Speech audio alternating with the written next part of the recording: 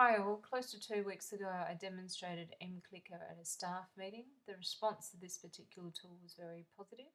This is just a short video clip to get people started who wish to use this particular tool. The first thing you need to do is create yourself an account. It's free. It's a very simple step-by-step process. Once you've created your account, you'll be able to log in as a presenter. I've already logged in, and this is the interface that you're going to see once you're logged in.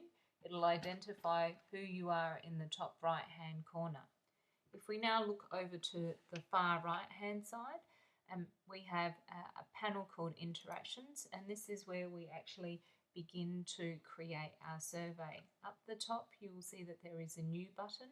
If you click on that new button, it will drop a new interaction in your interactions list. If you click on that interactions list, you will get the rename option become available to you. So click on the rename, and I'm going to call this example so that I know what this particular survey is all about, and press return after you've typed your text. And the nice thing is it also sorts it alphabetically for you. By doing this, I've created myself an interaction under my interactions tab, but I've also created a tab over in this particular area because this is the area that I'm now going to begin to construct my survey. You'll also see there's a quick start tab.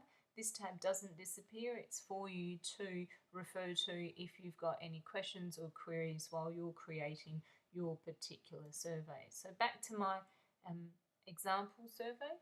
Over in the far right hand side now, I have a bank of questions that have been provided to me by the program itself, and then these are some of the questions that I've created over a period of time in using this particular tool.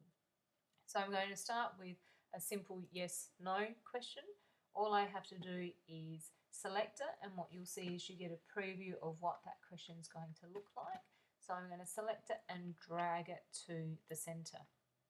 It drops in the question, and you have a couple of options. As you are constructing your question, you'll actually see in the top left hand corner what your question will look like when the survey is actually sent out and your respondents are looking at the questions. I'm going to call this question mQlicker.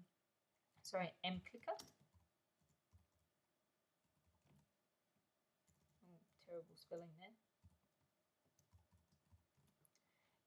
You have a selection of types that you can use. I want a single selection. You have to use instructions. So my question is, are you going to use mQlicker as a learning tool in your classroom?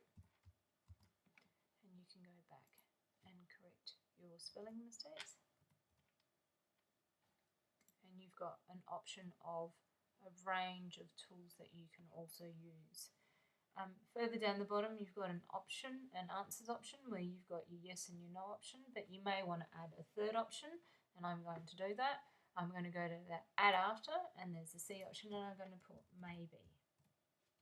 And I'm going to click on save. As you create your questions, and if they're questions that you would like to reuse with your class at a later stage again and again, if you drag this particular question over back to your question bank, you'll actually see, oh, didn't work that time, you'll actually see that I will be able to drop that question in my bank so that I can refer to it at another stage if I want to.